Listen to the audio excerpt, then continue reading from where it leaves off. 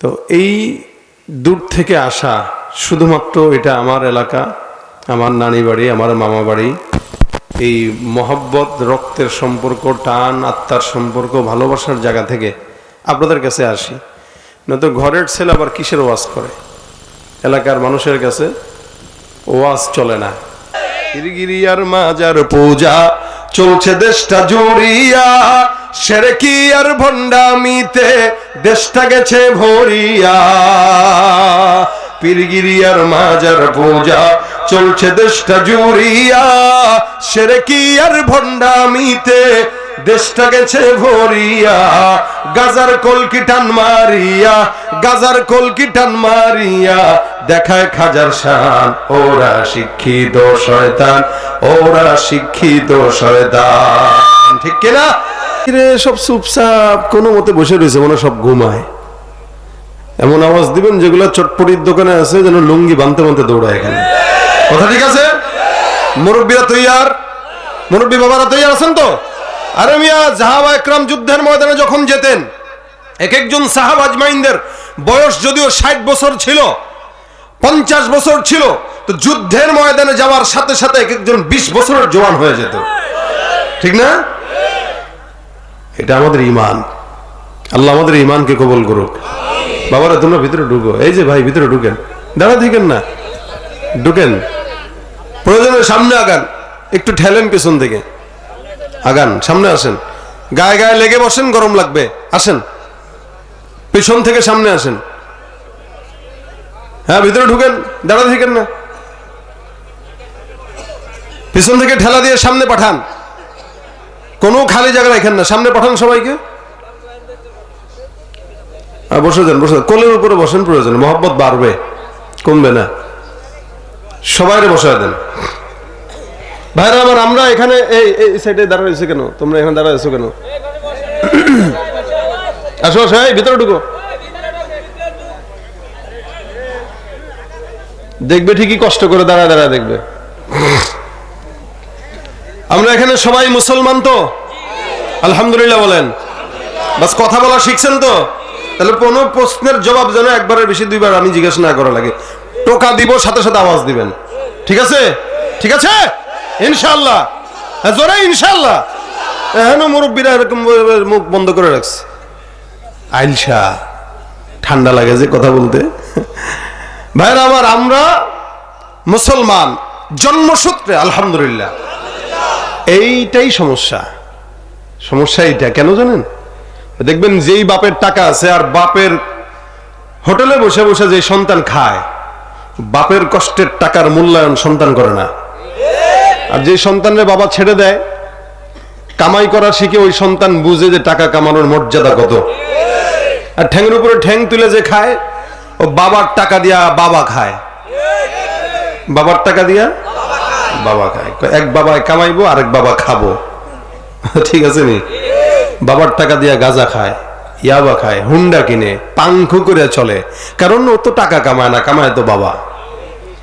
আর ওরা যদি আপনি বের করে দিতেন, আয় যা, নিজের কামাই নিজে করে খা, তাহলে ও বুঝতো, আরে বাপরে বাপ, এত কিছু করতে আমার বাবার জানি কত কষ্ট হয়েছে। এই জন্য কষ্ট করে জমানো টাকার মূল্যায়ন আছে আলাদা। যেটা শান্তিতে পাওয়া যায় ওটার মূল্যায়ন নাই। ভাইরা আমার, ইসলাম আমরা বাবার থেকে পেয়েছি, দাদার থেকে পেয়েছি। আমার দাদা মুসলমান, আমার বাবা মুসলমান। এইটাই হলো ঝামেলা। বাপ দাদার থেকে ইসলাম পাওয়ার কারণে সহজে পেয়ে গেছি, এই কারণে মূল্যায়ন কম। যদি সাহাবা আজমাইনদের মতো রক্ত দেওয়া লাগতো, জীবন দেওয়া লাগতো, প্রত্যেকটা পদক্ষেপে ইসলাম ফলো করতাম। বুঝে ফ্রি পাইছি, ফ্রি, এজন্য এটার মূল্যায়ন নেই। তো মুসলমান আমরা সবাই।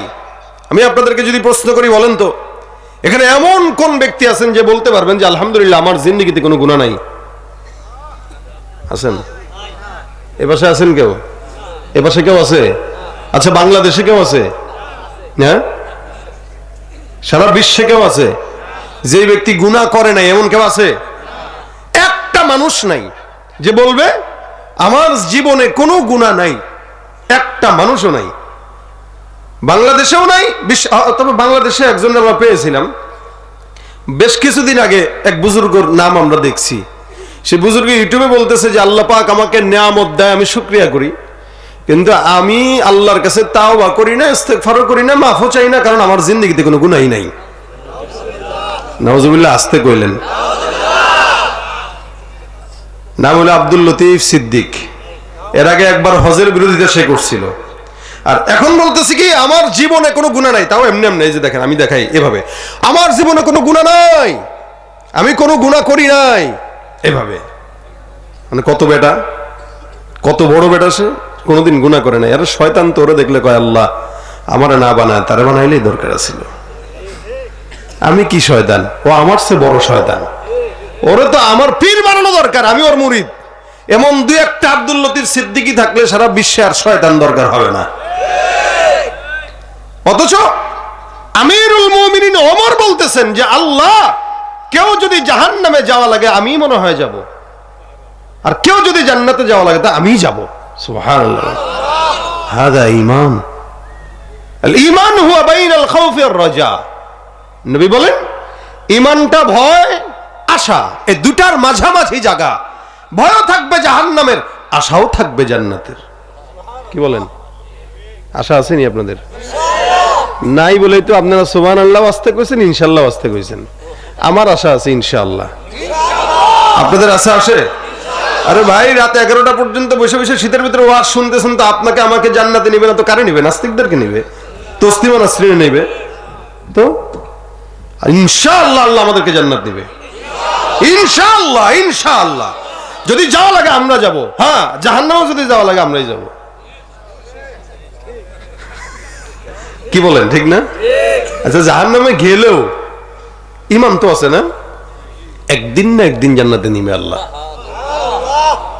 মিসকাল হাববাতিন মিন খারদালিন মিনাল ঈমান। নবী বলেন কারোর ভিতরে যদি সরিষা দানা পরিমাণ ঈমান থাকে, একদিন না একদিন জান্নাতে যাবে। ভাই, আমি তো কালো কাপড় পরছি, চালাক মানুষ, 3 দিন ধরে সফরে বেরোইছি, তো ময়লা যেন না লাগে এজন্য কাপড় সিস্টেমে পরে আসছি। কালকে প্রোগ্রাম করছি কুমিল্লায়, কইরা একদম কালকে বেরোইছি, বেরোয় সোজা ঢাকায় এসে নগদে মাগুরায়, আবার আজকে সোজা ঢাকায় যে আবার সোজা সিলেট। আমার এই কাপড় ময়লা হইলেও দেখা যাবে না, এটা হলো আমার চিন্তা আর কি। সাদা কাপড়ে তো ময়লা বেশি লাগে, তো সাদা কাপড়ে ময়লা লাগলে বিবিরে দিছেন ধোয়ার জন্য, বিবি করবে কি? গ্রামের গঞ্জের মহিলারা এরকম একটা শাড়ির আসল বাইন্দা কাপড়টা এমনি নিয়ে টাস করে একটা বাড়ি মানে, হ্যাঁ, মারা কিনা? আপনি চিন্তা করলেন 700 টাকা গজের কাপড়, সুবহানাল্লাহ, যেমনি আসার দেওয়া শুরু করছে, এ তো কাপড় 2 দিনে ছিঁড়ে যাবে, ঠিক না? আর আপনি বিবির একটা ধমক দিয়ে গেলেন, এই গোলামের জি, কি করতেছিস? তা কি এরকম আসার দিলে কাপড় ঠিকে? এখন আপনার বউ আপনার ধমক খেয়ে মোটামুটি হেদায়েত হয়ে গেছে। এবার সে কাপড়ের ভিতরে সাবান লাগায় ওকে পরিষ্কার হ সুন্দর করে সোনা মণি জাদু বইলা জামারে রাখিয়ে দিছে, একদম ধুয়ে নেড়ে দিছে, শেষ। আপনি পরের দিন স্ত্রী কইরা এখন তো যাবেন, আপনার চেয়ারম্যানে আপনারা ডাকছে, ওমা তাকায় দেখেন এখানে ময়লা, এখানে ময়লা, ওখানে ময়লা, এখানে ময়লা, কিরে এ কি ধুইলা যে ময়লা পরিষ্কার হইল না? আপনার বিবি আপনাকে স্পষ্ট ভাষায় বলবে, কেন আসার যখন দিছিলাম তখনও মায়া লাগলো, আসার না দিলে কি সাদা পাঞ্জাবি পরিষ্কার হয়? একটু ধুইতে হবে, ডলতে হবে, আসার দিতে হবে, তারাই না পরিষ্কার হবে। আসারও দিতে দিবে না, আবার পরিষ্কার হওয়া আশা করবা, এটা তো হয় না। তার মানে সাদা কাপড় পরিষ্কার করতে গেলে কিছুটা ডলা দেওয়া লাগে, মাইট দেওয়া লাগে। কথাটা কি বুঝছেন আপনারা? আচ্ছা, আমরা মুসলমান না, আমরা হলাম সাদা কাপড়। এই সাদা কাপড়ে কখনো গুনাহের জেনার গুনাহ, চুরির গুনাহ, কখনো মানুষকে কষ্ট দেওয়ার গুনাহ, কখনো কারোর সঙ্গে খারাপ ব্যবহারের গুনাহ, কখনো উল্টাপাল্টা গুনাহ। তো ময়লা তো গায়ে লাগছেই। এখন মাঝে মাঝে ময়লা যে লাগছে, এটা ময়লাটা পরিষ্কার করা দরকার আছে কিনা? তো আল্লাহ পাক করবেন কি, জান্নাতে ঢুকানোর আগে জাহান্নামে নিয়ে একটা ওয়াশিং মেশিনে ঢুকায় দিয়ে সুইচটা টিপ দিয়ে দিবে। দেখবেন কাপড় চোপড় যারা ওয়াশিং মেশিনে ধোন, ওখানে টাইম আছে, কুইক যদি ধুইতে চান তাহলে 20 মিনিট, যদি সুতির কাপড় হয় 35 মিনিট, জিন্সের কাপড় হয় তাহলে মোটামুটি 1 ঘন্টা, এক একটা সময়। এখন ওটা হলো কাপড়ের ময়লার উপরে বিবেচনা করে সময় বাড়াইছে। ময়লা কম 20 মিনিট, ময়লা বেশি 1.5 ঘন্টা। আল্লাহ পাক আপনার গুনাহের অবস্থা বুঝবে, যদি গুনাহ বেশি হয় তাহলে 100 বছর ঢুকায় দেয় জাহান্নামের ওয়াশিং মেশিনে। এই যে ঢুকায় দিবে, ওয়াশিং মেশিন ঘুরতে ঘুরতে ঘুরতে ঘুরতে আপনার ময়লা সাফ হবে, আল্লাহকে বল যা এখন জান্নাতের উপযুক্ত হয়ে গেছিস সোজা। তাহলে জান্নাতে আমরা যেহেতু মুসলমান হয়ে গেছি, আমরা গুনাহ করলেও জান্নাত, না করলেও জান্নাত। তবে গুনাহ করলে হয়তো 5 বছর পরে, আর গুনাহ না করলে মরার সাথে সাথে জান্নাত তো দিবে নাকি। এখন কথা হলো গুনাহ করাটা দোষের না। আমি যে বললাম আপনাদেরকে কে কে গুনাহগার, কেউ হাত তুললেন, মানে গুনাহ করেন নাই কে কে, কেউ হাত তুললেন না। তার মানে সবাই গুনাহ করছেন, আমিও করছি, আমার পীরও করছে, আমার বাপেও করছে, আমার দাদাও করছে, নানাও করছে, নানিও করছে, সব মানুষ গুনাহ করছে। অর্থাৎ এই দুনিয়াতে গুনাহ করে নাই এমন কেউ নাই। কথাটা ক্লিয়ার? আচ্ছা এখন আসেন, গুনাহ করাটা খারাপ? বলে না, গুনাহ করা অন্যায় না, লেকিন গুনাহের উপরে অটল থাকাটা অন্যায়। একটা হলো আমার গুনাহ আছে, হয়ে গেছে, আল্লাহ আমার মাফ করে দিও, বাস খালাস। আরেকটা হলো আমি তো গুনাহই করি নাই, মাফ চাবো কেন, এটা হলো নাফরমানি। আর ওটা হলো আল্লাহর গোলামি। গুনাহের উপরে অটল থাকাটা খারাপ। গুনাহ করে না কে? প্রত্যেকটা বান্দা গুনাহ করে, নবীরা ছাড়া, সাহাবীরা ছাড়া, তাবেঈরা ছাড়া। এই 3 দলের, এই 3 যুগের মানুষকে আল্লাহ পাক মাফ করে দিয়েছেন। নবীরা মাসুম, সন্দেহ আছে আপনাদের? প্রত্যেকটা নবী মাসুম। নবীদের পরে সাহাবা আজমাইন, যাদের ব্যাপারে আল্লাহ পাক কোরআনে বলেছেন রাদিয়াল্লাহু আনহুম ওয়া রাদু আন, ওরাও খুশি, আমিও খুশি। সাহাবীরাও সন্তুষ্ট কার উপরে? আর আল্লাহও সন্তুষ্ট কাদের উপরে? সাহাবীদের উপরে। আচ্ছা বলেন তো, আল্লাহ কি আমাদের উপরে সন্তুষ্ট? আচ্ছা আমরা কি আল্লাহর উপরে সন্তুষ্ট? আরে মিয়া কি ইনশাআল্লাহ আমরা আল্লাহর উপরে সন্তুষ্ট? বুঝেন নাই? না আমরা আল্লাহর উপরে সন্তুষ্ট, না আল্লাহ আমাদের উপরে সন্তুষ্ট। আমরাও আল্লাহর উপরে সন্তুষ্ট না, আল্লাহ আমাদের উপরে সন্তুষ্ট না। এখন আপনি বলবেন হুজুর আপনি না হইতে পারেন, আমি সন্তুষ্ট। তাহলে আমি বলবো, তাহলে সন্তুষ্ট যদি হয়েই থাকেন, ব্যবসা একটু খারাপ হইলে ভাল লাগে না, গোড়ার ডিম, ব্যবসা বাণিজ্য ভালো না, এটা কোন কেন? ব্যবসা যখন ভালো করায় কে? ব্যবসা যখন খারাপ হয় করায় কে? আপনি ভালো হওয়ার সময় আলহামদুলিল্লাহ কইলেন, আর খারাপ হওয়ার সময় তো ভাল লাগে না রে ভাই, বাংলাদেশে ব্যবসা করা যাবে না, বিদেশে যাবো। কেন হতাশ কেন? ভালোটাও দেয় আল্লাহ, খারাপটাও দেয় আল্লাহ। তার মানে ভালো সময় আপনি আল্লাহর উপর সন্তুষ্ট থাকেন, খারাপ সময় আল্লাহর উপর থেকে আপনার বিশ্বাস উঠে যায়। আর সাহাবা একরাম রাদিয়াল্লাহু আনহুম ওয়া রাদু আন, কেন? এক একটা সাহাবী যত বিপদে পড়ছে আলহামদুলিল্লাহ এটাই আমার খায়রের ফয়সালা, কারণ তাকদীরের ভালো মন্দ সব দেয় কে? বাস খালাস, আমি আল্লাহর উপরে সন্তুষ্ট। এই জন্য নবী বলেন প্রত্যেকটা সাহাবীকে জান্নাতে আল্লাহ পাক রব্বুল আলামিন দিলেন। জমিনে থাকা অবস্থায় প্রত্যেকটা সাহাবীর জন্য আল্লাহ পাক জান্নাতের সার্টিফিকেট দিয়ে দিয়েছেন। আল্লাহ নবী বলেন খায়রু উম্মতি করনি সুম্মাল্লাযীনা ইয়ালুনাহুম সুম্মাল্লাযীনা ইয়ালুনাহুম, আমার জামানা উত্তম, তার পরের জামানা উত্তম, তার পরের জামানা উত্তম। তাবেঈরা পর্যন্ত প্রত্যেকটা জামানার মানুষগুলা নবী, সাহাবী, তাবেঈরা জান্নাতি। এই তাবেঈ থেকে নিয়ে আজ পর্যন্ত যতগুলা মানুষ আছে প্রত্যেকটা মানুষের গুনাহ আছে না নাই? কম বেশ আজ থেকে 100 বছর আগে যেই লোকটা জন্মগ্রহণ করেছে ওই বান্দা আল্লাহর দরবারে আমার চাইতেও বেশি দামি, কারণ ওই বান্দা আল্লাহর নবীর নিকটে, নবী করিম বিদায় হয়েছেন 1450 বছর হয়ে গেল। আল্লাহ পাক রব্বুল আলামিন বলেন ওয়াস-সাবিকুনাস সাবিকুন উলাইকাল মুকাররাবুন ফি জান্নাতিন নাঈম সুল্লাতুম মিনাল আউওয়ালিন ওয়া কালিলুম মিনাল আখিরিন। আমার আল্লাহ পাক রব্বুল আলামিন বলেন যারা অতীতে চলে গেছে তারা আল্লাহর দরবারে অতীত অনেক নিকটে, আল্লাহর নবীর নিকটে। যারা অতীতে তারা আল্লাহর জান্নাতের নিকটে। যারা অতীত থেকে অনেক পরে দুনিয়ার জমিনে আসছে তারা আল্লাহর জান্নাত থেকে অনেক দূরে। যে ব্যক্তি যত নবীর নিকটে সে আল্লাহর তত নিকটে, জান্নাতের তত নিকটে। আর যে ব্যক্তি যত নবীর থেকে দূরে সে আল্লাহর জান্নাত থেকে তত দূরে।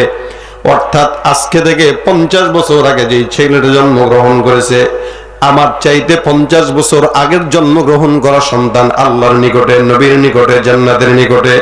কারণ আজ থেকে 50 বছর আগে যেই ফিতনা আমরা কল্পনাও করি নাই, আমাদের মা বাবারা কল্পনাও করে নাই, দাদারা কল্পনাও করে নাই, ওই ফিতনা এখন আমাদের বাচ্চার হাতে হাতে আছে। এই জন্য জামানা যত নিকটে আল্লাহর নিকটে, জামানা যত বান্দার নবীর নিকটে, মানুষ তত জান্নাতের নিকটে। জামানা যত রাসূলের থেকে দূরে, মানুষ তত জান্নাত থেকে দূরে। এই কারণে আমার আল্লাহ পাক রব্বুল আলামিন বলেন, আস-সাবিকুন আস-সাবিকুন উলাইকাল মুকাররাবুন ফি জান্নাতিন নাঈম সুল্লাতুম মিনাল আউয়ালিন ওয়া কলিলুম মিনাল আখিরিন। অধিকাংশ বান্দারা যারা পয়গম্বরের নিকটে, এরা আল্লাহর জান্নাতে যাবে। যদিও আমাদের দেশে অনেক মানুষরা সাকাবিরদেরকে গালি দেয়, আল্লাহওয়ালাদেরকে গালি দেয়, বুজুর্গদেরকে গালি দেয়, এরা নাকি ইসলাম বুঝে নাই, এরা নাকি দিন বুঝে নাই। কিন্তু মনে রাখবেন, আমাদের আকাবির বুজুর্গানে দিনরা ইসলাম আপনার কথা অনুযায়ী কম বুঝলেও তারা আল্লাহর জান্নাত বুঝেছে। আর আপনি আমি ইসলাম অনেক বুঝার পরেও আমরা আমল না করার কারণে আল্লাহর জান্নাত বুঝিও নাই, জান্নাতের নিকটেও নাই। এ ভাইরা আমার, আজ থেকে 30 বছর আগের কথাই বলি, মনে করেন। আপনারা একটু দেখেন তো, আমি তো ছোটবেলায় নানি বাড়ি আসতাম। আমার এখনো পর্যন্ত মনে পড়ে, আমার নানির চশমা ছিল, সুন্দর বিছানা ছিল, নামাজের বিছানা। প্রতিদিন সকালবেলা যখন ঘুম থেকে জাগতাম, আমি আমার নানিকে, আমার মাকে, আমার খালাদেরকে দেখতাম সকালবেলা সন্ধ্যাবেলা 2 বেলা মিনিমাম তেলাওয়াত করা ছাড়া কোনোদিন তাদেরকে আমরা দেখি নাই। সকালবেলা ফজরের নামাজের পর সূরা ইয়াসিন তেলাওয়াত না করে কোনোদিন ঘরের কাজেই হাত দিত না, ঠিক কিনা? দেখেন না আপনারা এগুলো? আমাদের দাদাদেরকে, দাদিদেরকে, খালাদেরকে, খালুদেরকে, মাদেরকে, চাচিদেরকে, মামা মামিদেরকে আমরা দেখেছি সকালবেলা তেলাওয়াত করতো ইয়াসিন, বিকালবেলা ওয়াকিয়া, রাত্রিবেলা মুলকের তেলাওয়াত। প্রতিদিন সকালবেলা তারা তেলাওয়াত করতো, তেলাওয়াত করার পরে ঘরের কাজে হাত দিত। আর বর্তমান সময়ে কোরআন তাকের মধ্যে পড়ে, কোরআন তাকের মধ্যে ধুলা দূষিত হয়, তেলাওয়াত করার মতো লোক খুঁজে পাওয়া যায় না। আমি আমার মাকেও দেখেছি, বাবাকেও দেখেছি, এখনো পর্যন্ত দেখি প্রতিদিন সকালবেলা তেলাওয়াত করে, বিকেল বেলা তেলাওয়াত করে। ছোট যখন ছিলাম, ঘুম থেকে যখন জাগতাম, ঘুম থেকে জাগতাম কেন, তাকায় দেখতাম মা পাশে ওজিফা পড়ে, ছোট্ট একটা ওজিফা এখনো পর্যন্ত আছে। বাবার কোরআন তেলাওয়াতের আওয়াজে আমার সকালবেলা ঘুম ভাঙতো, মায়ের জিকিরের আওয়াজে আমাদের সকালবেলা ঘুম ভাঙতো। আজ থেকে 35-40 বছর আগে যদি বলি, আমাদের ঘুম ভাঙতো আমাদের মা বাবার কোরআন তেলাওয়াত আর জিকিরের আওয়াজে। আর বর্তমান সময়ের বাচ্চাদের ঘুম ভাঙে মা বাবার মোবাইল, ফেসবুক আর ইউটিউবের আওয়াজে, ঠিক কিনা জোরে কম? এই যে আমরা আমাদের বাচ্চাদেরকে শিখাই দিছি, হুজুর যে বললেন ফাআবাওয়াহু ইউহাউইদানিহি আও ইউনাসসানিহি আও ইউনাজ্জিসানিহি, প্রত্যেকটা বান্দা ফিতরাতে ইসলামের উপরে জন্মগ্রহণ করে। মা যদি নাস্তিক হয়, সন্তান হয় বড় নাস্তিক। মা যদি বেঈমান হয়, সন্তান হয় বড় বেঈমান। এ মুসলমান, আমরা আমাদের মা বাবার কালাম থেকে শুনলাম, কোরআনের ধ্বনি শুনলাম, জবান থেকে শুনছি, যার কারণে আমরা কোরআন তেলাওয়াত করি। আর আমাদের বাচ্চারা মা বাবার জবান থেকে গান শুনে, সিনেমা শুনে, যার কারণে প্রত্যেকটা বাচ্চা দিন যত যায় নাস্তিক হইতেছে। ভাইরা আমার, এরপর আমরা মুসলমান দাবি করি, আমাদের লজ্জা লাগার কথা। মুসলমানের নামের বিষয় না, কামের বিষয়। আল্লাহ পাক ডাক দেয়া বলে, বান্দা গুনাহ করা দোষের না বান্দা, প্রত্যেকটা বান্দা গুনাহগার। কারণ বান্দার দিলের ভিতরে আমি গুনাহের মজা দিয়া দিলাম, আবার গুনাহের সাজার ভয় দিলাম। আল ঈমানু ওয়া বাইনাল খাউফি ওয়ার রাজা, ঈমান এমন একটা জিনিস যে বান্দা ভয় পাবে আবার আশাও হবে। যদি জাহান্নামের ভয় থাকে আমি জাহান্নামে যাব, জান্নাতের আশা থাকলে আমি জান্নাতে যাব ইনশাআল্লাহ, এটার নাম ঈমান। কিন্তু কোন বান্দা যদি বলে আমার গুনাহই নাই, বুঝতে হবে ওই বান্দার মতো বেঈমান বান্দা দুনিয়াতে আর নাই। আমিরুল মুমিনিনের মতো লোক পেরেশান হয়ে গেছে। হযরত ওমরের কথা বলি। ওমর রাদিয়াল্লাহু তাআলা আনহুর জামানায় হযরতে রাসূল করিম সাল্লাল্লাহু আলাইহি ওয়াসাল্লাম হুযায়ফা ইবনুল ইয়ামান রাদিয়াল্লাহু তাআলা আনহুর কাছে মুনাফিকের লিস্ট দিয়েছিলেন। মদিনার মধ্যে কে কে মুনাফিক কেউ জানতো না, হুযায়ফা জানতো। হযরত হুযায়ফা রাদিয়াল্লাহু তাআলা আনহু যখন মুনাফিকের লিস্ট নেয়, ওমর যা ডাক দেয়া বলেন, হুযায়ফা বলো আমার নামটা কি তুমি হুযায়ফার খাতার মধ্যে আছে নাকি না আছে, একটু আমাকে জানায় দাও। হযরত হুযায়ফা রাদিয়াল্লাহু তাআলা আনহু বলেন, না না, আমার জানানো যাবে না। কার নাম মুমিনের খাতায়, কার নাম মুনাফিকের খাতায় আমার মাওলা ছাড়া কেউ জানে না। আমি জানি, আল্লাহ জানে, নবীর নিষেধ। নবী বলছেন খবরদার বলা যাবে না। যার কারণে বলবো না, আমিরুল মুমিনের চোখে ঘুম নাই। আয় হায়, আমি ওমর, ইসলামের দ্বিতীয় খলিফা, আমার নামটা যদি মুনাফিকের খাতায় থাকে, আল্লাহ আমি কি জান্নাতে যাব নাকি জাহান্নামে যাব, এটা আমি ছাড়া তুমি ছাড়া, এ মালিক তুমি ছাড়া কেউ জানে না। আমারও তো জানার কথা না, কারণ আমি তো পেরেশানিতে আছি। আমি নিজেকে বড় খলিফাতুল মুসলিমিন দাবি করি, মনে করি, কিন্তু আমার নামটা যদি মুনাফিকের খাতায় থাকে তবে আমার মতো কপাল পরা জমিনের মধ্যে আর কেউ থাকবে না। হুযায়ফা যখন বলে নাই তার নামটা কোন জায়গায় আছে, ওমরের চোখে ঘুম নাই। ওমর বাসায় যায়, একদিন, 2 দিন, 3 দিন ওমরের চোখে ঘুম আসে না। রাত্রেবেলা ওমর শুয়ে আছে, হঠাৎ করে মাথার মধ্যে পেরেশানি। হায় হায় ওমর, আর কত শুয়ে থাকবি, তাড়াতাড়ি যা হুযায়ফার দরবারে যা, তোর নামটা কোন জায়গায় আছে একটু নিশ্চিত হয়ে আয়। 3 দিন 3 রাত হয়ে গেল, ওমরের ঘুম নাই চোখে। আমিরুল মুমিনিন দৌড় দিয়া রাতের বেলা অন্ধকারে যায়, হুযায়ফাকে ডাকে। হুযায়ফা ডাক দেয়া কয়, হে কে, ঘরের দরজার মধ্যে এত রাত্রে কে আসছো? ওমর ডাক দেয়া বলে, আমি ওমর। হুযায়ফা ডাক দেয়া বলে, আমিরুল মুমিনিন, গভীর রাতে আমার ঘরের মধ্যে আপনার কি কাজ?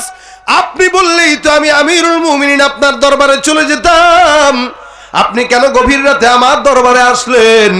ওমর ডাক দেয়া বলে, হুযায়ফা, এই 3টা দিন পর্যন্ত আমার মাথায় একটা কথা, একটা প্রশ্ন, এই প্রশ্নের জবাব যতদিন পর্যন্ত আমি ওমরের মাথায় না ঢুকবে ততদিন পর্যন্ত আমার ঘুম আসবে না। আমিরুল মুমিনিন বলতেছে, হুযায়ফা, আমি তোমার কাছে গভীর রাতে চলে আসলাম একটা কথার জবাব নেওয়ার জন্য।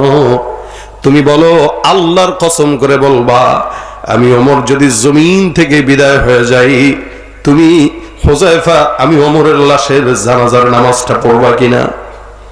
আমিরুল মুমিনিনের মতো একজন সাহাবী, যেই সাহাবী বলতেছে হুযায়ফাকে, হুযায়ফা, আমার ইন্তেকালের পর তুমি আমার লাশের জানাজার নামাজটা পড়বা কিনা একটু বলো। হযরত হুযায়ফা রাদিয়াল্লাহু তাআলা আনহু ডাক দেয়া কয়, কি বলেন? আপনার মতো একজন সাহাবী ওমর, আপনার লাশের জানাজা আমি পড়বো না, এটা হতে পারে না। কি বলেন না বলেন, আল্লাহকে সাক্ষী রেখে বলতেছি, আপনি যদি আমার আগে দুনিয়া ত্যাগ করেন, ইনশাআল্লাহ আপনার লাশের জানাজার সামনের কাতারে দাঁড়ায় পড়ব। আমিরুল মুমিনিন তার জবাব আবার স্বীকারোক্তি নিলেন, বলো আমার জানাজার নামাজ পড়বা কিনা? হুযায়ফা ডাক দিয়ে বলেন, হ্যাঁ হ্যাঁ অবশ্যই পড়বো। আবার ওমর ডাক দিয়ে বলেন, আবার বলো পড়বা কিনা? হুযায়ফা ডাক দিয়ে বলেন, হ্যাঁ আপনার জানাজা আমি পড়বো ইনশাআল্লাহ, আল্লাহ সাক্ষী। আমিরুল মুমিনিন ডাক দিয়ে, আলহামদুলিল্লাহ, হে আল্লাহ তোমার শুকরিয়া, আমার জানাজার নামাজটা হুযায়ফা পড়বে, আমার দিলের মধ্যে আর কোনো কষ্ট নাই, আমার দিল শান্তি হয়ে গেছে। আমার লাশের জানাজা হুযায়ফা যেহেতু পড়বে, আমি আর আজকে থেকে কোনো টেনশন নাই, নিশ্চয়ই আমার নামটা ইমানদারের খাতায় আছে। হুযায়ফা ডাক দেয়া বলে, আপনি কেমনে বুঝলেন? কি কারণে আমাকে এই গভীর রাতে জানাজা পড়বো কি পড়বো না প্রশ্নের জন্য আমার ঘরে চলে আসলেন? আমিরুল মুমিনিন বলে, হুযায়ফা তুমি যে আমাকে সেদিন জিজ্ঞাসা করলাম আমার নামটা কি মুমিনের খাতায় নাকি ইমানদারের খাতায় নাকি মুনাফিকের খাতায়, তুমি আমাকে বলো নাই। সেদিন থেকে আজ পর্যন্ত 3 দিন 3 রাত হয়ে গেল আমি ঘুমাইতে পারি না। আল্লাহর কসম আমার টেনশনে ঘুম আসে না, কারণ আমি আমিরুল মুমিনিন ওমর। এই ওমর যদি আল্লাহর দরবারে যাওয়ার পরে জান্নাত না পাই, আমার দাম কুকুরের দাম এক সমান। আর যদি আমি আমিরুল মুমিন দুনিয়ার জমিন থেকে যাওয়ার পরে জান্নাত পাই, তাহলে আমি আল্লাহর দরবারে প্রিয়, নবীর দরবারেও প্রিয়। যদি ওমরের ব্যাপারে আল্লাহ নবী বলেছেন, লাউ কানা বাদি নাবিয়্যুন লাকানা ওমর ইবনুল খাত্তাব, আমার পরে কোন নবী যদি আল্লাহ পাঠাইতেন, আমার পরের নবীটাই হয়তো আমার সাহাবী ওমর। এত পাওয়ারফুল সাহাবী, যেই সাহাবী নবী হওয়ার যোগ্যতা রাখে, ওই সাহাবী টেনশন করতেছে জান্নাত পাবো কি পাবো না।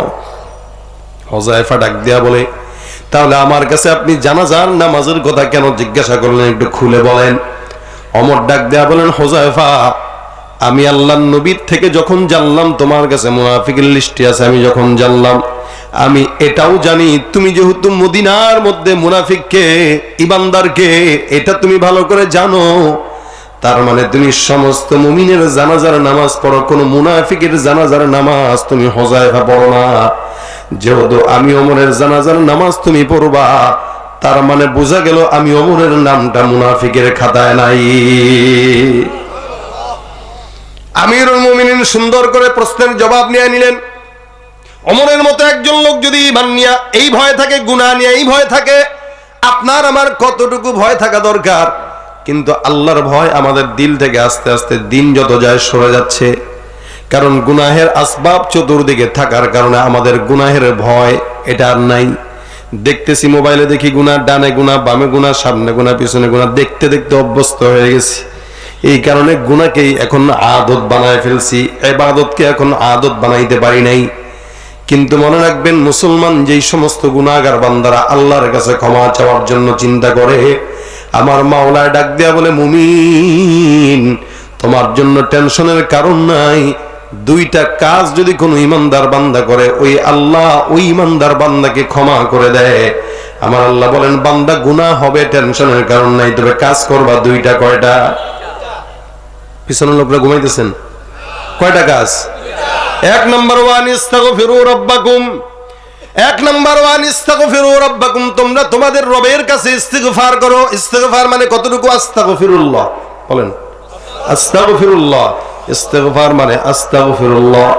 নবী করিম সাল্লাল্লাহু আলাইহি সাল্লাম বলেন, কোন ইমানদার গুনাহগার বান্দা যদি একবার গুনাহের বোঝা মাথায় নিয়ে পড়ে আস্তাগফিরুল্লাহ, আমার আল্লাহর নবী বলেন, আল্লাহ পাক ওই বান্দার পিছনের সব গুনাহ যতই থাকুক না কেন, সমুদ্রের ফেনা পরিমাণ গুনাহ বান্দার ক্ষমা করে দেয়। সুবহানাল্লাহ। খালি একবার পড়বে কি? আস্তাগফিরুল্লাহ। আল্লাহ পাক ডাক দেয়া বলেন, ওয়া আনিস্তাগফিরু রাব্বাকুম। এক নম্বরে ইস্তিগফার, দুই নম্বরে তাওবা, সুম্মা তুবু ইলাইহি। এক নম্বরে ইস্তিগফার, দুই নম্বরে তাওবা। ইস্তিগফার আর তাওবা এক জিনিস নয়। ইস্তিগফার হলো রানিং গুনাহ থেকে আল্লাহর কাছে ক্ষমা চাওয়া, আল্লাহ মাফ করে দাও। তাওবা হলো আর কোনোদিন কোনো গুনাহ করব না। ইস্তেগফার মানে আল্লাহর দরবারে ইস্তেগফার করে, আল্লাহ এই গুনাহ করছি মাফ করে দাও। আর তওবা হলো আর কোনোদিন কোনো গুনাহ করব না। আমাদের সমাজে অনেক বান্দা আছে, গুনাহ করে তো করে, গুনাহের উপর অটল থাকে। সুদ খায়, সুদরে গুনাহ মনে করে না। ঘুষ খায়, ঘুষরে গুনাহ মনে করে না। জেনা করে, জেনাকে গুনাহ মনে করে না। যৌতুক খায়, যৌতুকরে গুনাহ মনে করে না। ঘুষের টাকা খায় তো খায়, সুন্নত মোতাবেক গুনাহ গুনাহ খায়, আছে না নাই? ঘুষের টাকা গুনে নেওয়া সুন্নত, মিয়া গুনে নেন। দেখছেন না সংবাদে আপনারা? টাকা গুনা খাইতেছে ঘুষের টাকা সুন্নত মোতাবেক। সুন্নত মোতাবেক কেউ যদি জেনা করে, কেউ নাউজুবিল্লাহ মিন যালিক, সুন্নত মোতাবেক সুদের টাকা খাইলেন, গুনাহ হবে না? হবে না? বরং ডাবল গুনাহ হবে। কারণ এক নম্বর গুনাহ করলেন, আবার ইসলামের নাম দিয়া করলেন। ঠিক কিনা ধরে কর? এই জন্য গুনাহ, এটাকে গুনাহ মনে করা। জেনা করে, গুনাহ করে, ব্যভিচার করে, অন্যায় করে, চুরি করে, সন্ত্রাসী করে, কার্যক্রম যা আছে সব করে। আল্লাহ বলেন, ওয়া আনিস্তাগফিরু, এক নম্বরে ইস্তিগফার করো, দুই নম্বরে তাওবা, সুম্মা তুবু ইলাইহি, বান্দা তওবা করবা। তাহলে কি হবে? এই দুইটা কাজ কোন ইমানদার মুমিন যদি করে, আল্লাহ বলেন, ইউমাত্তিউকুম মাতাআন হাসানান ইলা আজালিন মুসাম্মা। কেউ যদি ইস্তিগফার আর তাওবা দুইটা জিনিস করে, আল্লাহ বলেন মরণ পর্যন্ত, কি পর্যন্ত? মরণ পর্যন্ত আল্লাহ পাক ওই বান্দার যত কল্যাণ দরকার, হার কল্যাণ বান্দাকে দান করবেন, সমস্ত কল্যাণ দান করবেন, সব কল্যাণ। টাকা কম কামাইতে পারেন কিন্তু বরকত হবে, টাকা বেশি কামাইলেই বরকত না। অনেক মানুষ আছে কোটি কোটি টাকা কামায়, বরকত নাই জিন্দেগিতে, ওর চলার গতিও ঠিক নাই, গরু ছাগলের মতো চলে। আর যে বান্দা রিক্সা চালায় খায়, বরকত আছে, ইমানের সাথে চলে, আল্লাহ পাক তার 10 টাকার ভিতরে 10 লাখ টাকার বরকত দান করেন। এই জন্য মুমিন মুসলমান ভাইরা আমার, আল্লাহ পাক বলেন 2টা কাজ, 1 নম্বর ইস্তিগফার, 2 নম্বরে তাওবা। ইস্তিগফার যদি কেউ করে, রাসূল করিম সাল্লাল্লাহু আলাইহি ওয়াসাল্লাম বলেন, আল্লাহ পাক অন্য আয়াতের মধ্যে বলেন, বান্দা তোমরা বেশি বেশি ইস্তিগফার করো। ইস্তিগফার করার দ্বারা আল্লাহ পাক বান্দাকে মুস্তাজাবুদ দাওয়া বানায় দেয়। সুবহানাল্লাহ। মুস্তাজাবুদ দাওয়া বুঝেন? হ্যাঁ, সব দোয়া কবুল করে। যেই ব্যক্তি, যে আলেমের সব দোয়া কবুল হয়, তাকে বলা হয় কি? মুস্তাজাবুদ দাওয়া। মুস্তাজাবুদ দাওয়া বাংলাদেশে এখন অনেক কম, নাই বললেই চলে, তবে আছে কিছু কিছু ওলামা একদম আছে যারা মুস্তাজাবুদ দাওয়া, অর্থাৎ আল্লাহ পাকের কাছে যে দোয়া কবুল করে, আল্লাহ পাক সে দোয়া কবুল করেন। যে দোয়া চায়, যে দোয়া করে, আল্লাহ ওটা কবুল করে নেন। এটাকে বলা হয় মুস্তাজাবুদ দাওয়া। রাসূল বলেন, কেউ যদি বেশি বেশি ইস্তিগফার করে, আল্লাহ তাকে মুস্তাজাবুদ দাওয়া বানায় দেন। সুবহানাল্লাহ। কত বড় কথা! আমরা তো আস্তাগফিরুল্লাহ একবারও করি না, ইস্তিগফার আমরা পড়ি না, গুনাহ করতেছি, বোঝা বাড়তেছে, ইস্তিগফার পড়ার সময় আমাদের হাতে নাই। দেখেন মুস্তাজাবুদ দাওয়া বানানোর ঘটনা, ইমাম আহমদ ইবনে হাম্বল রাহমাতুল্লাহ আলাইহি বহুত বড় একজন ইমাম, 4 ইমামের অন্যতম। ইমাম আহমদ ইবনে হাম্বল রাহমাতুল্লাহ আলাইহি কোন একদিন শীতের রাত্রিতে সফর করেন। সফর করতে করতে করতে করতে হঠাৎ করে রাস্তাঘাটে একটা দোকান দেখলেন।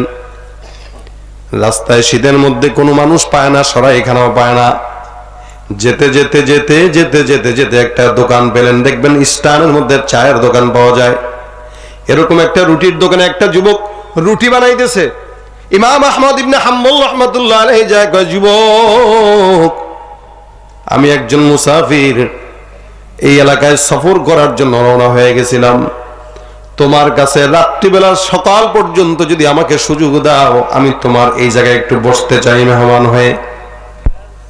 যুবকটা ডাক দিয়া বলে, আপনি যেই মেহমান হন না কেন, আমার দুয়ার আপনার জন্য খোলা, আপনি আমার দোকানের মধ্যে বিশ্রাম নিতে পারেন। আগে মানুষের শিক্ষা কম থাকলেও মানুষের ভিতরে মনুষ্যত্ব ছিল। এখন শিক্ষা যত বাড়ে তত গরু ছাগলও বাড়ে, আছে না নাই? শিক্ষাও বাড়তেছে, মনুষ্যত্ব কমতেছে। শিক্ষা বাড়তেছে, জ্ঞান পাপি বাড়তেছে। শিক্ষা বাড়তেছে, গরু ছাগল বাড়তেছে। ঠিক কিনা? রাস্তাঘাটে যায় না চলা এই মানুষের ভিড়ে, ওই ভিড়ের মাঝেও আবার কেহ অন্যের পকেট মারে, আছে না নাই? এখানেও থাকতে পারে।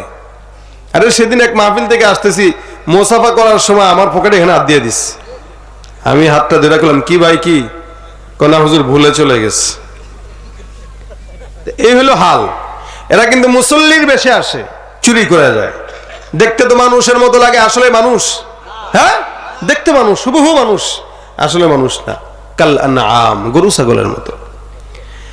আল্লাহ পাক রব্বুল আলামিন ডাক দিয়া কয়, হে বান্দা, ইস্তিগফার করবা, আমি আল্লাহ পাক রব্বুল আলামিন বরকত দিব সব কাজের মধ্যে।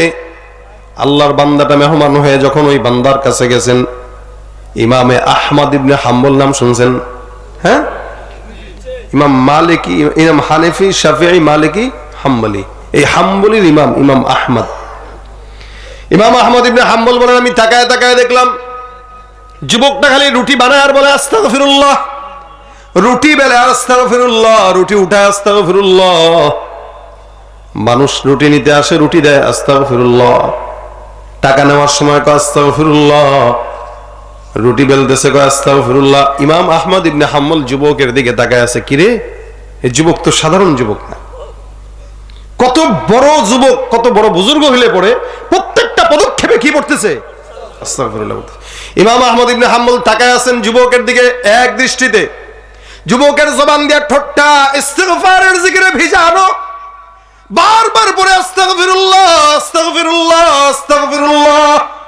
ইমাম আহমদ ইবনে হাম্বল ডাক দিয়ে বলেন, যুবক, তুমি যে বারবার বারবার ইস্তিগফার পড়ো, এমন কোন আমল তুমি করো যে আমলের কারণে বারবার তুমি ইস্তিগফার করো? তোমার বারবার প্রত্যেকটা পদক্ষেপে ইস্তিগফারের আলামত কি, কারণ কি? যুবক ইমাম আহমদ ইবনে হাম্বল রাহমাতুল্লাহ আলাইহি ডাক দিয়ে বলতেছেন, হুজুর, আমি এই ইস্তেগফারের আমল করার কারণে আল্লাহ পাক আমাকে অনেক বড় একটা নিয়ামত দান করে দিয়েছেন। সুবহানাল্লাহ। ইমাম আহমদ ইবনে হাম্বল বলেন, কি নিয়ামত তুমি ইস্তেগফারের মাধ্যমে পাইলা? যুবক ডাক দিয়া বলতেছে, হুজুর আমি আমার জিন্দেগিতে এই এতটুকুন বয়সে বেশি বেশি ইস্তেগফারের মাধ্যমে আল্লাহর কাছে যেই জিনিসটা পেয়েছি সেটা হলো মুস্তাজাবুদ দাওয়া, অর্থাৎ আল্লাহ পাক রব্বুল আলামিন আমার জিন্দেগিতে এমন কোন দোয়া নাই যে দোয়া করেছি মাওলায় কবুল করে নাই। সুবহানাল্লাহ। সব দোয়া আল্লাহ পাক রব্বুল আলামিন কবুল করছে, এমন কোন দোয়া নাই যে দোয়া আল্লাহ কবুল করে নাই। আমি আমার জিন্দেগিতে সব দোয়া আল্লাহ পাক রব্বুল আলামিন আমার কবুল করলেন। ইমাম আহমদ ইবনে হাম্বল অবাক, আসলেই তুমি মুস্তাজাবুদ দাওয়া বলে? হ্যাঁ। তবে হুজুর আমার মনের মধ্যে একটাই দুঃখ, সব দোয়া আল্লাহ পাক কবুল করলেও একটা দোয়া আল্লাহ পাক রব্বুল আলামিন এখনো কবুল করে নাই। ইমাম আহমদ ইবনে হাম্বল ডাক দেয়া বলেন, হে যুবক, তোমার সব দোয়া আল্লাহ পাক রব্বুল আলামিন কবুল করলেও যেই দোয়া কবুল করে না এই দোয়া কোনটা আমার একটু বলো। যুবক ডাক দেয়া বলতেছে, হুজুর আমার আল্লাহ পাক আমার সব দোয়া কবুল করছেন, তবে একটা দোয়া কবুল করে নাই। যা কিছু চাইলাম, যা কিছু বললাম, সব কিছু আল্লাহ পাক রব্বুল আলামিন শুনছেন, তবে একটা জিনিস শুনে নাই। ওই জিনিসটা শুনে নাই বলেই এখনো পর্যন্ত আমি আস্তাগফিরুল্লাহ আস্তাগফিরুল্লাহ বলেই যাইতেছি, কারণ আমি জানি মাওলার কাছে চাওয়ার জন্য সবচেয়ে বড় আমল হলো ইস্তেগফার। ইমাম আহমদ ইবনে হাম্বল রাহমাতুল্লাহ আলাইহি বলেন, আরে যুবক তুমি কোন জিনিসটা আল্লাহর কাছে চেয়ে পাও নাই? যুবক ডাক দেয়া বলতেছে, হুজুর আমাদের এই এলাকার মধ্যে অনেক বড় একজন ইমাম আছে যার নাম ইমাম আহমদ। আমি আল্লাহর দরবারে সব কিছু চাইলাম, আমার মাওলাই সব দোয়া কবুল করলো, তবে একটা দোয়া এখনো কবুল করে নাই। সেই দোয়া কি? আমি সব কিছু চাওয়ার পর আল্লাহর দরবারে বলছি, মালিক তুমি আমাকে ইমাম আহমদ ইবনে হাম্বলকে একটা নজরের জন্য, একবারের জন্য দেখা দিয়ে দিও। আমার আল্লাহ পাক আমার সব দোয়া কবুল করলেও ইমাম আহমদ ইবনে হাম্বলের সঙ্গে এখনো পর্যন্ত আমার মাওলা দেখা করার নাই। ইমাম আহমদ ইবনে হাম্বল রাহমাতুল্লাহ আলাইহি যুবকের কথা শুনলেন। ইমাম আহমদ ইবনে হাম্বল দাঁড়ায় গেলেন, চোখের পানি ইমাম আহমদ ইবনে হাম্বল ফেলান, আর যুবকটাকে জড়ায় ধরে ডাক দেয়া বলে, যুবক আরে তুমি কত বড় বুজুর্গ তুমি জানো? তোমার দোয়া আল্লাহ পাক রব্বুল আলামিন কেমন কবুল করেন? তুমি ইস্তিগফারের কারণে মুস্তাজাবুদ দাওয়া হও নাই। আল্লাহ পাক রব্বুল আলামিন তোমার পিছনের সব দোয়া কবুল করলেও এই দোয়াটা আল্লাহ পাক সাধারণভাবে কবুল করে নাই। তুমি এত বড় মুস্তাজাবুদ দাওয়া, যার কারণে ইমাম আহমদ ইবনে হাম্বলকে তোমার এই ছোট্ট ঘরের মধ্যে আল্লাহ পাক কান ধরে তোমার সামনে দেখা দেওয়ার জন্য নিয়ে আসছে। এই যে যুবক তাকায় দেখো, এতদিন পর্যন্ত যাকে তুমি দেখার জন্য বারবার ইস্তেগফার করতেছো, তোমার সব দোয়া আল্লাহ পাক কবুল করলেন, আর আমার মতো ইমাম আহমদ ইবনে হাম্বল না খানদান আলাইকে তুমি যুবকের দোকানের মধ্যে কান ধরে বসায় তোমার সঙ্গে দেখা দিয়া দিলেন। সুবহানাল্লাহ। বন্দেগানে খাসে আল্লাহ মুলগুব দরজাহা জানে জওয়াসির সুলকলম জমি সরশবো এ পিরাহন শনিদি চরাদর জাহে কে নানস নদীদি। বান্দা হার বিপদে পড়লে দেখেন কে? কে দেখেন? এই জন্য ভাইরা আমার ইস্তিগফার এমন একটা আমল, যত দোয়া করবেন কবুল হয়ে যাবে। হাসান আল বসরি রাহমাতুল্লাহ আলাইহি বহুত বড় একজন বুজুর্গ ছিলেন। উনি একবার খানকার মধ্যে বসা, খানকার মধ্যে একজন লোক ঢুকলো, খুব মনোযোগের সঙ্গে শুনেন। হাসান বসরি রাহমাতুল্লাহ আলাইহি একজন লোক ঢুকলো, ঢুকে ডাক দেয়া বলে, হুজুর আমার জিন্দেগিতে এমন কোন গুনাহ নাই যে গুনাহটা আমি করি নাই, আমাকে ছোট্ট আমল শেখায়া দেন যে আমলের কারণে আল্লাহ পাক রব্বুল আলামিন আমাকে মাফ করে দিবেন। হাসান বসরি কয়, কি গুনাহ করছো? কয় সব গুনাহ করছি। কয় তাহলে যাও ইস্তেগফার পড়ো। কি পড়ো? কতটুকু? এই যে লো হয়ে গেছে, বলেন কতটুকু? আস্তাগফিরুল্লাহ আস্তাগফিরুল্লাহ। ইমাম হাসান বসরি রাহমাতুল্লাহ আলাইহি বলেন, যাও বেশি বেশি ইস্তেগফার করো। লোকটা চলে গেলেন। আরেকজন লোক ভিতরে ঢুকলেন, ঢুকার পরে বলতেছেন, হুজুর আমার এলাকায় বৃষ্টি নাই। কি নাই? বৃষ্টি নাই। এমন একটা আমল শিখায় দেন যে আমলের কারণে আল্লাহর কাছে বৃষ্টি পাবো। হাসান বসরি বলেন, যাও বেশি বেশি ইস্তেগফার করো। প্রথম লোক আসলেন গুনাহের জন্য, তারে বললেন কি? ইস্তেগফার। পরের লোক আসলো বৃষ্টির জন্য, তাকে বলল কি? ইস্তেগফার। খুব মনোযোগের সঙ্গে শুনেন, এটা বইলা শেষের দিকে যাচ্ছি, খালি মাত্র আমলের নিয়তে শুনেন, তাহলেই হবে।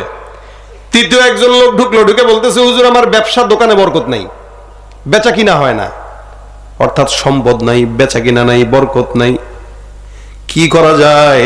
ছোট একটা আমল শিখা দেন যেন দোকানের মধ্যে বরকত হয়।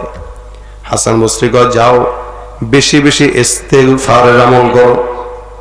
তিনজনকে তিনটা আমল দিলেন, একই আমল। এবার আরেকজন এসে ডাক দেয়া কয়, হুজুর আমার সন্তান হয় না, বিবাহ করলাম অনেক বছর হয়ে গেল, এমন কোন আমল দেন যে আমলের কারণে আল্লাহ পাক রব্বুল আলামিন আমাকে আসমান থেকে বাচ্চার ফয়সালা করে দিবেন। আমাদের দেশে কিছু বেআকল বেলাজা আছে, বেহায়া আছে, সন্তান না হইলে দৌড়ায় মাজারের দরবারে চলে যায়, খাজার দরবারে যায়। আরে বেটা, খাজায় কি সন্তান দেওয়ার মালিক নি? হ্যাঁ, আবার কিছু কিছু বাবাও আছে ওই টাইপের বাবা, যাও বউরে এক সপ্তাহের জন্য এতেকাফে রেখে যাও। আর আপনার সন্তান, আপনার বিবি, আপনার বিবিকে যদি বাচ্চা হওয়ার জন্য খাজার দরবারে এক সপ্তাহের জন্য এতেকাফে রেখে আসেন, আর যদি বাচ্চা হয় বুঝবেন ওটা আপনার না, আপনার বাপের বাচ্চা। কথা বলেন ঠিক কিনা? গিরিগিরি আর মাজার পূজা চলছে দেশটা জুড়িয়া, শিরকি আর ভণ্ডামিতে দেশটা গেছে ভরিয়া। পীরগিরি আর মাজার পূজা চলছে দেশটা জুড়িয়া, শিরকি আর ভণ্ডামিতে দেশটা গেছে ভরিয়া। গাজার কলকি টান মারিয়া, গাজার কলকি টান মারিয়া দেখায় খাজার শান। ওরা শিক্ষিত শয়তান, ওরা শিক্ষিত শয়তান। ঠিক কিনা? তার মানে সন্তান চাবো কার কাছে? হাসান বসরির কাছে বলছেন সন্তান দেওয়া একটা আমল শিখায় দেন। যাও কি পড়ো? আস্তাগফিরুল্লাহ। 5 নম্বরে একজন ঢুকছে, হুজুর ফসলে মাঠ ভরা, কিন্তু ফসল হয় না, বরকত নাই, পচে যায়, নষ্ট হয়ে যায়, পোকায় ধরে, নজর লাগে। এমন ছোট্ট আমল শিখায় দেন ফসলের মধ্যে যেন বরকত হয়। হুজুর বলেন, যাও যাও কি পড়ো? 6 নম্বরে একজন মানুষ ঢুকলেন, ঢুকার পরে কয়, হুজুর আমার এলাকায় পুকুরে পানি নাই, নদীতে পানি নাই, খালেও পানি নাই, মানুষ পানি পায় না, অভাবের মধ্যে আছে। ছোট্ট আমল শিখায় দেন যে আমলের কারণে নদীতে পানি হয়। হাসান বসরি কয়, যাও যাও কি পড়ো? আশেপাশে মানুষগুলা দেখে দেখে কিরে বুঝলাম না, আমাদের হুজুর কি আর আমল পারে না? একটা আমলই সবাই চালায় দেয়। গ্রাম দেশের কিছু হাতুড়ি ডাক্তার আছে, পেট ব্যথা হইলেও না পায় এক্সট্রা, জ্বর হইলেও না পায় এক্সট্রা, ঠান্ডা হইলেও না পায় এক্সট্রা। ও এ না পায় এক্সট্রা ডাক্তার, ওর কাছে পুঁজি একটাই। আপনারা আবার এটা মনে করেন না যে হাসান আল বসরির কাছে পুঁজি একটা, বহুত বড় বুজুর্গ। উনি বলেন, এই আমি যে আমলটা দিচ্ছি এটা আমার বাপের দেওয়াও না, পীরের দেওয়াও না, এটা স্বয়ং আল্লাহ পাক কোরআনে বান্দাকে দান করছেন। আমলটা দিচ্ছেন কে? হাসান বসরি রাহমাতুল্লাহ আলাইহি এবার পড়ে পড়ে শোনাইতেছেন, ফাকুলতু আস্তাগফিরু রাব্বাকুম ইন্নাহু কানা গাফফারা। আল্লাহ পাক ডাক দিয়ে বলেন কোরআনে, মুমিন বেশি বেশি ইস্তিগফার করো, আমি আল্লাহ পাক রব্বুল আলামিন যত গুনাহ হোক না কেন সব গুনাহ আমি আল্লাহ পাক ইস্তিগফারের মাধ্যমে দূর করে দিব। কি পড়বে? ইস্তিগফার করলে কি হবে? গুনাহ দূর হয়ে যাবে। বলেন না, এই যে ব্যক্তি প্রথমে আসলো গুনাহ মাফের জন্য, ওই ব্যক্তিকে ইস্তিগফারের আমল দিয়েছি শুধুমাত্র আল্লাহ পাকের এই আয়াতের উপর ভিত্তি করে, যে আল্লাহ বলছেন ফাকুলতু আস্তাগফিরু রাব্বাকুম ইন্নাহু কানা গাফফারা। তোমরা তোমাদের রবের কাছে ইস্তেগফার করো, নিশ্চয়ই ক্ষমাশীল আল্লাহ তোমাদেরকে ক্ষমা করে দিবেন। তার মানে গুনাহ করলে কি করব? আস্তাগফিরুল্লাহ বলেন, আস্তাগফিরুল্লাহ। 2 নম্বরে যেই বান্দাটা ঢুকলো, ওই বান্দাটা বলছে আসমান থেকে বৃষ্টি হয় না।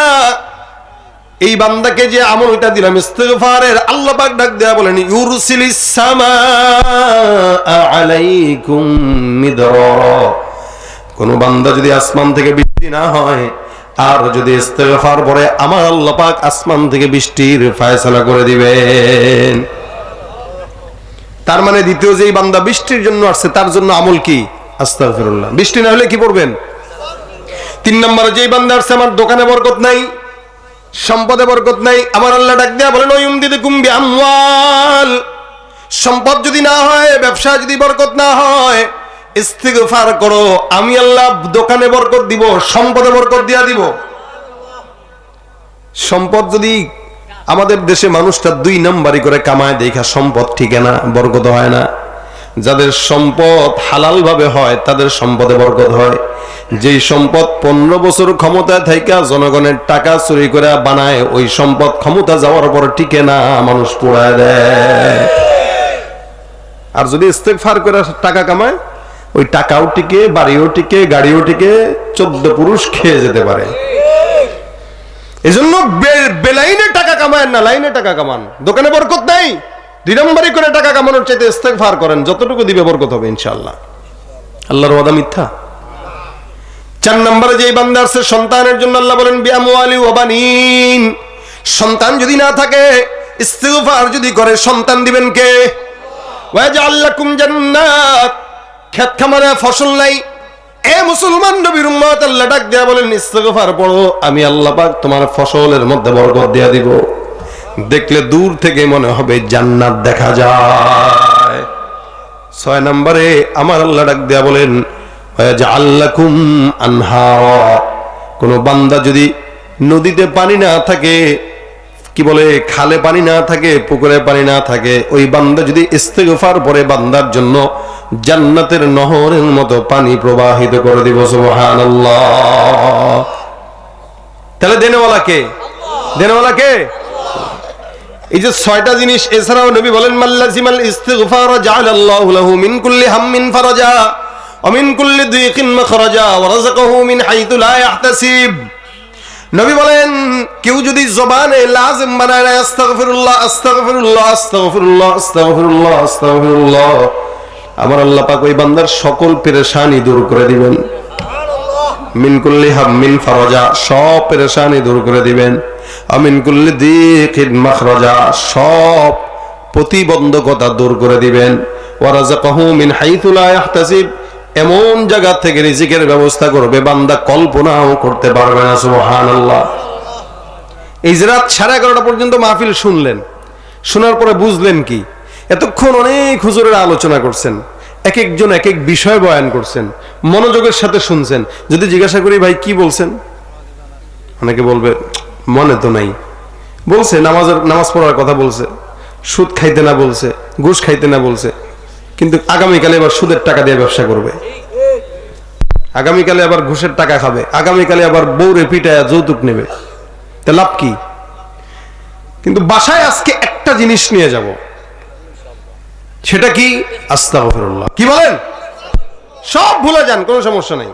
আপনার টাকা দরকার, গাড়ি দরকার, বাড়ি দরকার, আপনার রিজিক দরকার, সন্তান দরকার, পানি দরকার, বৃষ্টি দরকার, গুনাহ মাফ দরকার, কি দরকার?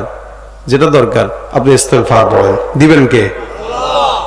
আচ্ছা, আপনার যদি গুনাহ দূর করতে মন না চায়, আপনি বড়লোক হইতে তো চান, প্রত্যেকটা মানুষ চায় বড়লোক হইতে, আপনি বড়লোক হওয়ার জন্য হইলে অন্তত ইস্তেগফার পড়েন। এটা এমন একটা আমল, একটার জন্য পড়বেন, আরেকটা অটোমেটিক কাজে দিয়ে দিবে। আপনি বড়লোক হওয়ার জন্য পড়বেন, আপনার গুনাহ মাফ হয়ে যাবে। আপনি গুনাহ মাফের জন্য পড়বেন, বড়লোক হয়ে যাবেন।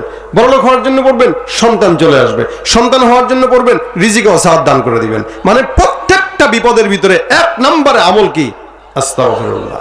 বলেন আস্তাগফিরুল্লাহ, আস্তাগফিরুল্লাহ, আস্তাগফিরুল্লাহ। রাসূল বলেন আমি প্রতিদিন 100 বার করে ইস্তেগফার পড়ছি। রাসূল সাল্লাল্লাহু আলাইহি ওয়াসাল্লাম প্রতিদিন কয়বার পড়তেন? আচ্ছা, আমাদের তো 1 কোটি বার পড়া দরকার। নবী যদি 100 বার পড়ে, আমাদের 1 কোটি বার পড়া দরকার। আমরা একবারও পড়ি না। এজন্য 100 বার অন্তত রাসূলের সঙ্গে মিলে রাখা পড়বো। 5 ওয়াক্ত নামাজ তো পড়ার অভ্যাস আছে ইনশাআল্লাহ। যদি 5 ওয়াক্ত নামাজের অভ্যাস থাকে, 5 ওয়াক্ত নামাজের পরে